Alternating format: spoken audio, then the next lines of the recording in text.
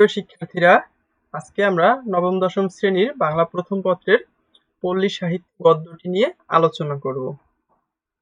তো পল্লী সাহিত্য এই গদ্যটি লিখেছেন ডক্টর মোহাম্মদ শহীদুল্লাহ।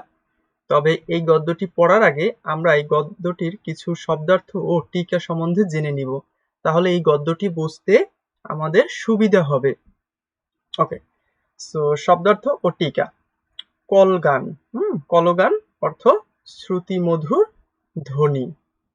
পড়তে পড়তে অর্থাৎ স্তরে স্তরে। ডক্টর দীনেশচন্দ্র সেন, ডক্টর দীনেশচন্দ্র সেন পড়তে, এটা হচ্ছে পড়তে পড়তে না, এটা হচ্ছে পড়তে পড়তে, বুঝছো? পড়তে পড়তে মানে স্তরে স্তরে, ধাপে ধাপে, একটার উপরে একটা, একটার উপরে একটা, এভাবে বোঝায়। ডক্টর দীনেশচন্দ্র সেন তিনি কে ছিলেন?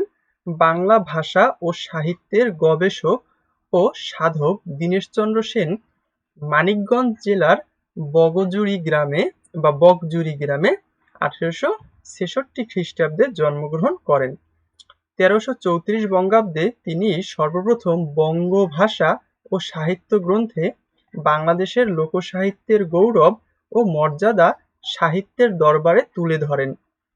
তারই সুযোগ্য সম্পাদনায় চন্দ্রকুমার দে কর্তৃক সংগৃহীত ময়মনসিংহ গীতিকা, এটা হচ্ছে ময়মনসিংহ জেলার যে লোকসঙ্গীত, সেটাকে নাম দিয়েছে তারা ময়মনসিংহ গীতিকা, এবং পূর্ববঙ্গ গীতিকা কলকাতা বিশ্ববিদ্যালয় থেকে প্রকাশিত হয়। দীনেশচন্দ্র সেনের মৌলিক গ্রন্থগুলোর মধ্যে রামায়ণী কথা, বৃহৎবঙ্গ, বেহুলা, ফুল্লরা, তারপরে জড় ভরত ইত্যাদি উল্লেখযোগ্য।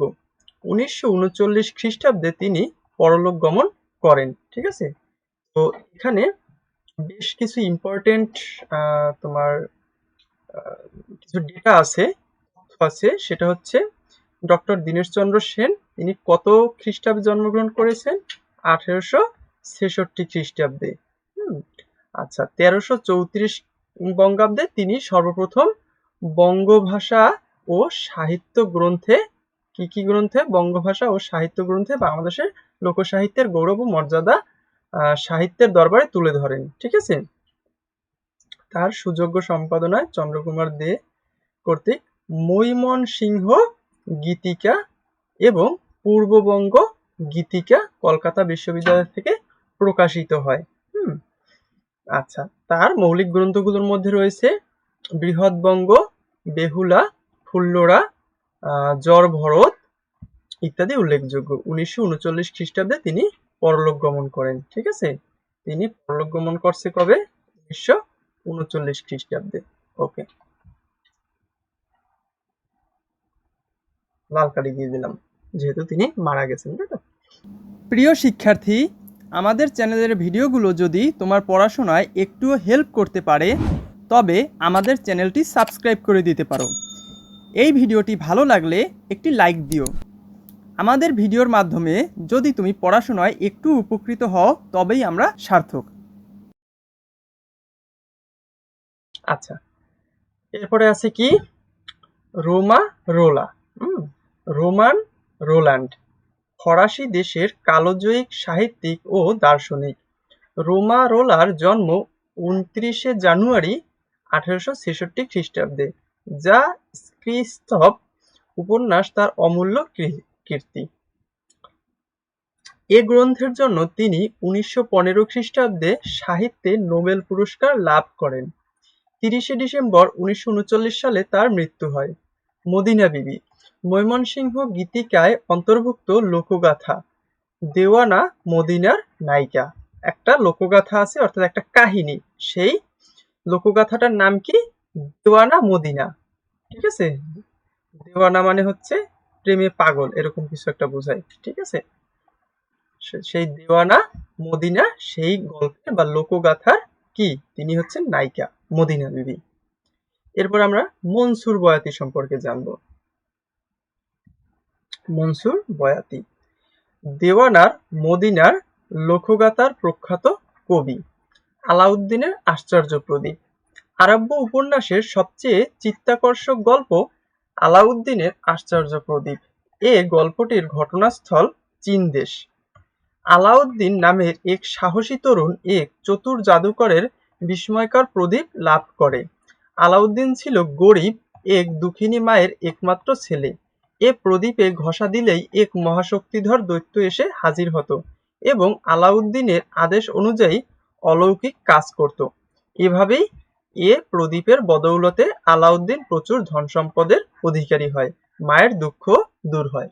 আমরা হয়তো সবাই ছোটবেলায় এই গল্প পড়ছি যে আলাদিন নামের একটা ছেলে একটা গুহায় ওই প্রদীপটা পায় এবং প্রদীপে ঘষা দেওয়ার পর একটা জিন বের হয় বা দৈত্য বের হয়। সেই দৈত্য বলে যে হুজুর আপনি হুকুম করেন বা আমাকে কাজ দেন, আপনি যা বলবেন আমি তাই করব। এই হচ্ছে কাহিনী। এরপরে আলীবাবা ও 40 চোর বা 40 দস্যু, এটাও একটা বিখ্যাত কাহিনী। আরব্য উপন্যাসের অন্যতম বিখ্যাত গল্প। গরিব কাঠুরে আলীবাবা ভাগ্যক্রমে পাহাড়ের গুহায় দস্যু দলের গুপ্ত ধনভাণ্ডারের সন্ধান পায়। সেখান থেকে প্রচুর ধনরত্ন এনে সে বাড়িতে রাখে। দস্যুদল আলীবাবার ওপর প্রতিশোধ নেওয়ার জন্য তার বাড়িতে আতিথ্য গ্রহণ করে। আলীবাবা তার বুদ্ধিমতী বাদী মর্জিনার সহায়তায় এই জলদস্যুকে কাবু করে। এটা হচ্ছে সংক্ষেপে এই গল্পটা অ্যাকচুয়ালি এর থেকে অনেক বড়। আচ্ছা, এরপরে আসছে কি ল্যাম্বস টেল ফ্রম শেক্সপিয়ার। আচ্ছা, বিশ্ববিখ্যাত ইংরেজি নাট্যকার ও কবি উইলিয়াম শেক্সপিয়রের নাটকগুলো চার্লস ল্যাম্ব সহজ ভাষায় কিশোরদের উপযোগী করে রূপান্তর করেন। সেই গ্রন্থেরই উল্লেখ এখানে করা হয়েছে। সেই গ্রন্থটা হচ্ছে ল্যাম্বস টেলস অফ শেক্সপিয়ার, অর্থাৎ ল্যাম্ব হচ্ছে কবির নাম আর তার অর্থাৎ ল্যাম্বের শেক্সপিয়ারের গল্পকথা। ঠিক আছে, ল্যাম্বের লেখা শেক্সপিয়ারের গল্পকথা। ঠিক আছে, অনেকটা কপি পেস্ট, কিন্তু এখানে সে ভ্যালু অ্যাড করেছে। প্রত্নতাত্ত্বিক পুরাতত্ত্ববিদ, যিনি প্রাচীন লিপি, মুদ্রা বা ভগ্নাবশেষ থেকে পুরাকালের তথ্য নির্ণয় করেন। ফোকলোর সোসাইটি, যে সমিতি লোকশিল্প ও গান, উৎসব অনুষ্ঠান ও খেলাধুলার উপাদান সংগ্রহ করে এবং প্রচারের জন্য নানা কাজ করে থাকে। এ সমিতি লোকসাহিত্য সংরক্ষণ ও গবেষণার কাজে নিয়োজিত। উইলিয়াম থমস ফোকলোর কথাটির উদ্ভাবক। 1848 সালে সর্বপ্রথম লন্ডনে এই সমিতি গঠিত হয়। আচ্ছা, এরপরে নৃতত্ত্ব, মানুষের উৎপত্তি ও বিকাশ সংক্রান্ত বিজ্ঞান। দক্ষিণারঞ্জন মিত্র মজুমদার, প্রখ্যাত শিশু সাহিত্যিক ও বাংলা লোকগাথা ও রূপকথার রূপকার দক্ষিণারঞ্জন মিত্র মজুমদারের জন্ম 1884 বঙ্গাব্দে, মৃত্যু 1363 সনে। ঠিক আছে, আচ্ছা এটা কি আমি একটু ভুল বললাম নাকি? এটা 1284 বঙ্গাব্দে, মৃত্যু 1363 সনে। তিনি বাংলার নানা অঞ্চল ঘুরে বহু পরিশ্রম করে রূপকথা সংগ্রহ করেন। তার রচিত ঠাকুরমার ঝুলি শিশুদের প্রিয় বই। মানে আমরা কিন্তু এখন একটা জিনিস জানতে পারলাম, সেটা হচ্ছে এই যে ঠাকুরমার ঝুলি বিখ্যাত শিশুদের প্রিয় বই, এটা লিখেছেন কে? দক্ষিণারঞ্জন মিত্র মজুমদার। প্রবাদ বাক্য, দীর্ঘদিন ধরে লোকমুখে প্রচলিত বিশ্বাসযোগ্য কথা বা জনশ্রুতি, যেমন নাচতে না জানলে উঠান বাঁকা, এটাই এক ধরনের প্রবাদ বাক্য। খনা, প্রাচীন ভারতের প্রখ্যাত নারী জ্যোতিষী, বাংলাদেশের জলবায়ু নির্ভর কৃষিতত্ত্ব বিষয়ে উপদেশমূলক খনার ছড়াগুলো 8ম থেকে দ্বাদশ শতাব্দী পর্যন্ত সময়ে রচিত বলে ধারণা করা হয়। পশ্চিমবঙ্গের 24 পরগনা জেলার অন্তর্গত বারাসাত মহকুমার দেউলি গ্রামে তার নিবাস ছিল বলে জনশ্রুতি আছে। বালাম, বইয়ের খণ্ড, ইংরেজি হচ্ছে ভলিউম, মানে এক একটা পার্ট, হ্যাঁ, যেমন বলা হয় ভলিউম 1, ভলিউম 2, ভলিউম 3। ঠিক আছে। ভুয়ো দর্শন, প্রচুর দেখা ও শোনার মাধ্যমে অর্জিত অভিজ্ঞতা। বালাখানা, প্রাসাদ, মানে কি বড় একটা বাড়ি। তারপর কি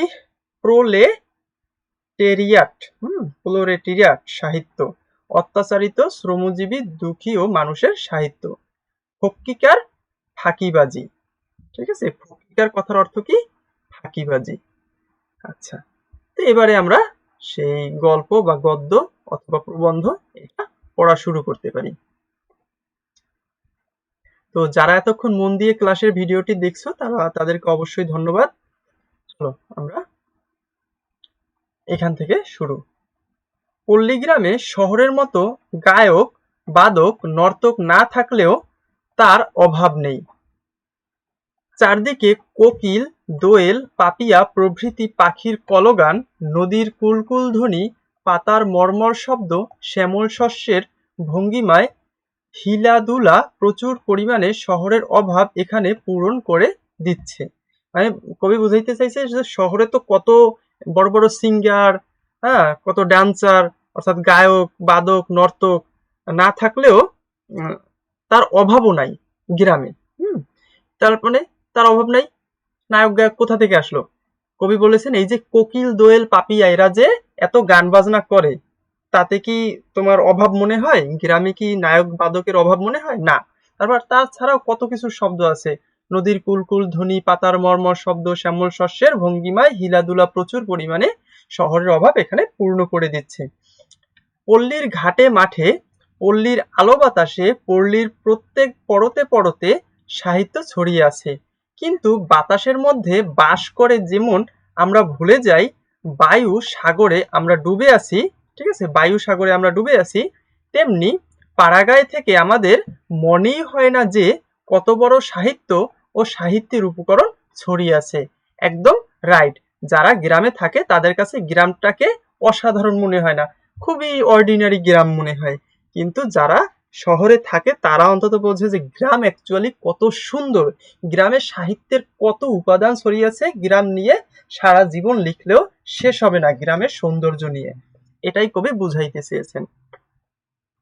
শ্রদ্ধেয় ডক্টর দীনেশচন্দ্র সেন মৈমনসিংহ গীতিকা সংগ্রহ করে দেখিয়েছেন সাহিত্যের কি এক অমূল্য খনি পল্লী জননীর বুকের কোণে লুকিয়ে আছে। সুদূর পশ্চিমের সাহিত্যরসিক রোমা রোলা পর্যন্ত ময়মনসিংহের মদিনা বিবির সৌন্দর্যে মুগ্ধ হয়েছেন। মনসুর বয়াতির মতো আরও কত পল্লী কবি শহরের চক্ষুর অগোচরে পল্লীতে আত্মগোপন করে আছেন। কে তাদের সাহিত্যের মজলিসে এসে জগতের সঙ্গে চেনাশোনা করিয়ে দেবে? আজ যদি বাংলাদেশের প্রত্যেক পল্লী থেকে এইসব অজানা অচেনা কবিদের গাথা সংগ্রহ করে প্রকাশ করা হতো, এই গাথা মানে কিন্তু তাদের লেখা বা তাদের সৃষ্টি, তাহলে দেখা যেত বাংলার মুসলমান সাহিত্য সম্পদে কত ধনী। কিন্তু হায়, এ কাজের জন্য স্বেচ্ছাসেবক দল কই? কারণ কি, গ্রামে গঞ্জে অনেকে সাহিত্য লিখে কিন্তু সেই সাহিত্যগুলো আর মেইন স্ট্রিম মিডিয়ায় উঠে আসে না। মেইন স্ট্রিম মিডিয়া হচ্ছে সংবাদের খবরের কাগজ, ম্যাগাজিন, পত্রিকা, টিভি, রেডিও, এগুলোতে আসে না। সেটাই কবি আফসোস করে বলেছেন যদি আসতো তাহলে বাংলায় মুসলমান সাহিত্যের কোনো অভাব হতো না। আমরা পল্লীগ্রামে বুড়ো বুড়ির মুখে কোনো ঝিল্লিমুখর সন্ধ্যাকালে যেসব কথা শুনতে শুনতে ছোটবেলায় ঘুমিয়ে পড়েছি, সেগুলো না কত মনোহর, কত চমকপ্রদ। আরব্য উপন্যাসের আলাউদ্দিনের আশ্চর্য প্রদীপ, আলিবাবা ও 40 দস্যু প্রভৃতির চেয়ে পল্লীর উপকথাগুলো মূল্য কম নয়, তাই না? এই যে তোমার আরব্য উপন্যাসের যে আলাউদ্দিনের আশ্চর্য প্রদীপ অথবা আলিবাবা ও 40 দস্যু, এগুলো তো বাংলাদেশের সাহিত্য না, এগুলো তো বিদেশের সাহিত্য। কিন্তু এই সাহিত্যগুলো ভালো, সুন্দর, সেটা কথা না। কথা হচ্ছে এই সাহিত্যগুলোর চেয়েও আমাদের বাঙালি সাহিত্য যে কোনো অংশে কম না, আরো অনেক, এদের মূল্য অনেক বেশি, সে কথাই কবি বোঝাতে চেয়েছেন। আধুনিক শিক্ষার কর্মনাশা স্রোতে সেগুলো বিস্মৃতির অতল গর্ভে তলিয়ে যাচ্ছে। এখনকার শিক্ষিত জননী সন্তানকে আর রাখালের পিঠা গাছের কথা, রাক্ষসপুরীর ঘুমন্ত রাজকন্যার কথা বা পঙ্খিরাজ ঘোড়ার কথা শুনান না। কথা কিন্তু সত্য। সেই কবি এই যে ডক্টর মোহাম্মদ শহীদুল্লাহ কত আগে লিখছে, কিন্তু কথাগুলো যেন এখনকার জন্য লিখছে। এখনকার বাবা মারা কত আপডেট হয়ে গেছে, তাদের ছেলে মেয়েদের আর এই রাজকন্যা, রূপকথা, রাক্ষসপুরী এইসব গল্প শুনায় না, তাই তো? তাদের কাছে বলেন আরব্য উপন্যাসের গল্প কিংবা ল্যাম্বস টেলস ফ্রম শেক্সপিয়ার এর গল্পের অনুবাদ। ফলে কোনো সুদূর অতীতের সাক্ষীস্বরূপ এই রূপকথা নষ্ট হয়ে অতীতের সঙ্গে আমাদের সম্বন্ধ লোপ করে দিচ্ছে। যদি আজ বাংলার সমস্ত রূপকথা সংগৃহীত হতো, তবে কোনো প্রত্নতাত্ত্বিক গবেষণা করে দেখিয়ে দিতে পারতেন যে বাংলার নিভৃত কোণের কোনো কোনো পিতামহী মাতামহীর গল্প ভারতীয় উপমহাদেশের অন্য প্রান্তে কিংবা ভারত উপমহাদেশের বাইরে সিংহল, সুমাত্রা, জাভা, কম্বোডিয়া প্রভৃতি স্থানে এমনিভাবে প্রচলিত আছে। বুঝতে পারছো বিষয়টা হচ্ছে কি, এই বাংলার যে পল্লীর সাহিত্য, গ্রামগঞ্জের যে সাহিত্যগুলো যদি কেউ উঠাইয়া নিয়ে আসতো এবং পৃথিবীতে যদি ছড়াইয়া দিত কোনোভাবে, কোনো প্রত্নতাত্ত্বিক কোনো গবেষক, তাহলে দেখা যেত আমাদের বাংলার গল্পগুলো অন্য অন্য দেশে, অর্থাৎ এই যে সিংহল, সুমাত্রা, জাভা, কম্বোডিয়া এইসব দেশে দেখা যেত আমাদের গল্পগুলো ওরা মুখে মুখে শোনাচ্ছে, একজন আরেকজনকে বলতেছে, মা তার বাচ্চাকে বলছে। সেটাই কবি বুঝাইতেছে।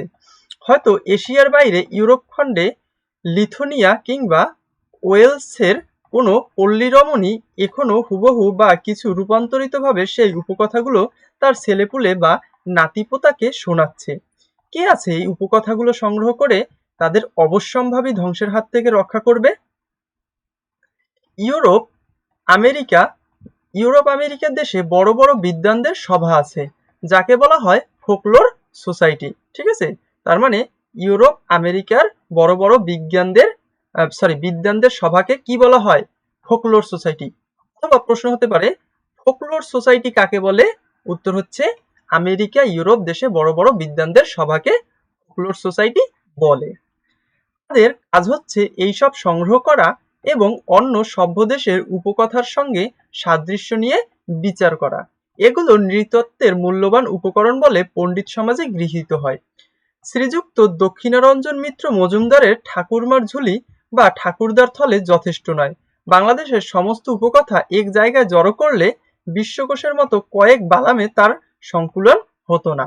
মানে সবকিছু যদি সংগ্রহ করা যেত, সব পল্লী সাহিত্য, বাংলাদেশের গ্রামে গঞ্জে যত উপকথা, গল্প, কাহিনী, লোককথা, লোককাহিনী আছে, সব যদি একত্রিত করে একটা জায়গায় জড়ো করা হয়, অর্থাৎ বইতে বইতে খাতায় খাতায় লিখে সুন্দরভাবে সাজিয়ে গুছিয়ে রাখা হয়, তখন দেখা যেত যে এই সাহিত্যের কোনো অভাব হইতো না। বিশ্বকোষের মতো কয়েক বালামে তা সংকলনে সাজিয়ে রাখা যেত না, এত পরিমাণে হইতো। আমরা শেক্সপিয়ারে পড়েছি, রাক্ষসদের বাধা বুলি হচ্ছে fee fi fo fum oh smell the blood of a British man. এর সঙ্গে তুলনা করে পল্লীর হাউ মাউ খাও মানুষের গন্ধ পাও এ সাদৃশ্য হলো কোথা থেকে, তাই না? তা দেখা যায় যে বিষয়টা কিন্তু একই রকম, মানে সেম সেম বাট ডিফারেন্ট।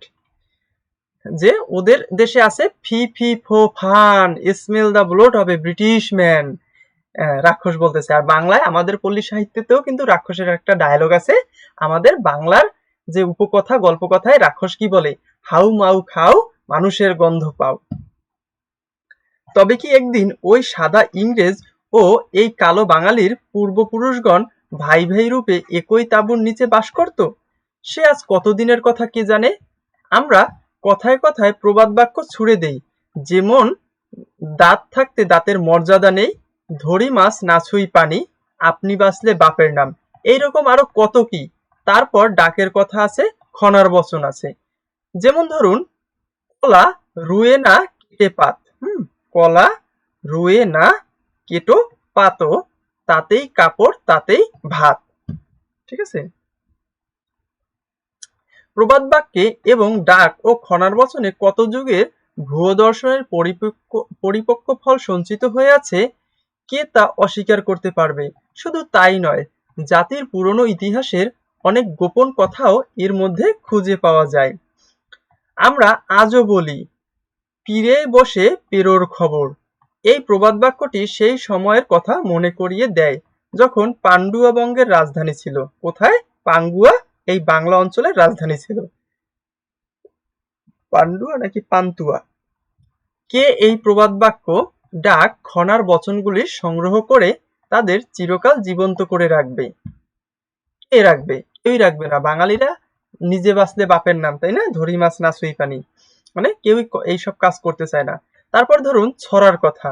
কথায় কথায় ছেলেমেয়েগুলো ছড়া কাটতে থাকে, রোদের সময় বৃষ্টি হচ্ছে, অমনি তারা সমস্বরে ঝংকার দিয়ে ওঠে, রোদ হচ্ছে, পানি হচ্ছে, খেক শিয়ালের বিয়ে হচ্ছে।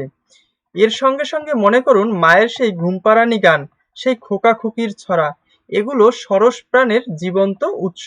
কিন্তু আজ দুঃখে দৈন্যে প্রাণে সুখ নেই, ছড়াও ক্রমে লোকে ভুলে যাচ্ছে। কে এগুলোকে বইয়ের পাতায় অমর করে রাখবে? কি রাখবে? কেউই তো আজকাল এসব নিয়ে আলোচনা করতেছে না। শুধু ছড়া কেন, খেলাধুলার না কত বাধা গত আছে বা ছিল আমাদের এদেশে। যখন ফুটবল ব্যাট বলের নাম কারো জানা ছিল না, তখন কপাটি খেলার খুব ধুম ছিল। কপাটি একটা খেলার নাম, ঠিক আছে? সে খেলার সঙ্গে কত না বাধা বুলি ছেলেরা ব্যবহার করত। এক হাত বললা, 12 হাত শিং, উড়ে যায় বললা ধাতিং ধাতিং। তাই না?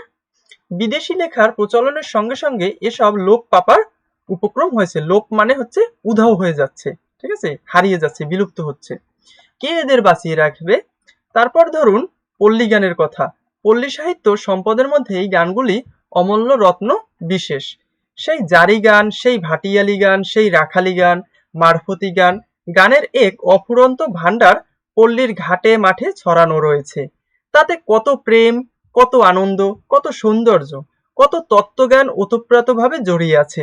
শহরে গানের প্রভাবে সেগুলো এখন বর্বর চাষার গান বলে ভদ্র সমাজে আর বিকায় না। কিন্তু মন মাঝি তোর বৈঠা নেড়ে আমি আর বাইতে পারলাম না, কত সুন্দর লাইন। এই গানটির সঙ্গে আপনারা শহুরের গানের কোনো তুলনা হতে পারে? এই গানটি আসলে শহরের কোনো গানের সাথে তুলনা হবে না। কিন্তু ধারাবাহিক রূপে সেগুলো সংগ্রহের জন্য কোনো চেষ্টা হচ্ছে কি? আসলে কিন্তু হচ্ছে না। এ পর্যন্ত যা বললাম সেগুলো হচ্ছে পল্লীর প্রাচীন সম্পদ। সাহিত্যের ভাণ্ডারে দান করবার মতো পল্লীর নতুন সম্পদেরও অভাব নেই।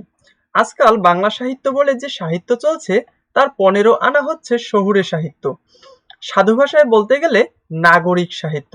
সে সাহিত্যে আছে রাজ রাজারার কথা, বাবু বিবির কথা, মোটর গাড়ির কথা, বিজলি বাতির কথা, সিনেমা থিয়েটারের কথা, চায়ের বাটিতে ফু দেবার কথা।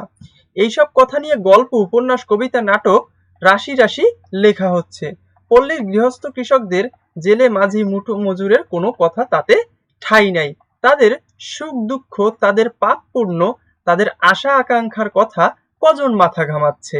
আমাদের বিশ্ববরেণ্য কবি সম্রাট এবার ফিরাও মোড়ে বলে আবার পুরনো পথে নাগরিক সাহিত্য নিয়েই ব্যস্ত ছিলেন। ঠিক আছে, বুঝাইতে পারছি ব্যাপারটা? এখানে কিন্তু সে অন্যান্য কবিদেরও সমালোচনা করছে যে তোমরা এখন নতুন নাগরিক সাহিত্য নিয়ে গবেষণা করতেছো, তা লিখতেছো, কিন্তু গ্রামের একদম একদম কোর, একদম রুট লেভেলের যে প্রত্যন্ত অঞ্চলের যে পল্লী সাহিত্য, সেগুলো নিয়ে কিন্তু তোমরা কোনো কাজ করতেছো না। ধান গাছে তক্তা হয় কিনা এখন শহুরে লোকেরা এটা জানলেও পাড়াগাঁয়ের জীবন তাদের কাছে এক অজানা রাজ্য। সেটা কারো কাছে একেবারে পচা জঘন্য, আর কারো কাছে একেবারে চাঁদের জ্যোৎস্না দিয়ে ঘেরা। তারা পল্লীর মর্মকথা কি করে জানবেন? কি করেই বা তার মুখচ্ছবিখানি আঁকবেন? আমাদের আজ দরকার হয়েছে শহুরে সাহিত্যের বালাখানার পাশে গেয় সাহিত্যের জোড়া বাংলা ঘর তুলতে। আজ অনেকের আত্মা ইট পাথর ও লোহার কৃত্রিম বাঁধন থেকে মুক্ত হয়ে মাটির ঘরে মাটির মানুষ হয়ে থাকতে চাচ্ছে। তাদের জন্য আমাদের কিছু গড়াগাথার দরকার আছে। ইউরোপ আমেরিকায় আজ এই প্রোলেটারিয়াট সাহিত্য ক্রমে আদরের আসন পাচ্ছে, আমাদের দেশেও পাবে। কিন্তু কোথায় সে পল্লীর কবি, ঔপন্যাসিক ও সাহিত্যিক যারা নিখুঁতভাবে এই পল্লীর ছবি শহরের চশমা আঁটা চোখের সামনে ধরতে পারবেন? এই সমস্ত রূপকথা, পল্লীগাথা, ছড়া প্রভৃতি দেশের আলো বাতাসের মতো সকলেরই সাধারণ সম্পত্তি। তাতে হিন্দু মুসলমান কোনো ভেদ নেই। যেরূপ মাতৃস্তন্যে সন্তান মাত্রেরই অধিকার, সেরূপ এই পল্লী সাহিত্যে পল্লী জননীর হিন্দু মুসলমান সকল সন্তানেরই সমান অধিকার। এক বিরাট পল্লী সাহিত্য বাংলায় ছিল, তার কঙ্কালবিশেষ এখনো কিছু আছে। সময়ের ও রুচির পরিবর্তনে সে অনাদৃত হয়ে ধ্বংসের পথে দাঁড়িয়েছে। নেহাত সেকেলে পাড়াগাঁয়ের লোক ছাড়া সেগুলোর আর কেউ আদর করে না। কিন্তু একদিন ছিল যখন নায়ের দড়িমাঝি থেকে গৃহস্থের বউঝি পর্যন্ত, বালক থেকে বুড়ো পর্যন্ত, আমির থেকে গরিব পর্যন্ত সকলেই এগুলো আনন্দ উপদেশে বিলত। যদি পল্লী সাহিত্যের দিকে পল্লী জননীর সন্তানেরা মনোযোগ দেয়, তবেই আমার মনে হয় এরূপ পল্লী সাহিত্য সভার আয়োজন সার্থক হবে, নচেৎ এ সকল কেবলই ভুয়া, কেবলই ফক্কিকার। ঠিক আছে? তো আশা করি পল্লী সাহিত্য এটা তোমরা কিছুটা বুঝতে পেরেছো। যদি না বুঝে থাকো তাহলে এই প্রবন্ধটি আবার প্রথম থেকে দেখা শুরু করো, আশা করি বুঝতে পারবে। ঠিক আছে? তো এই ক্লাসটা এ পর্যন্তই।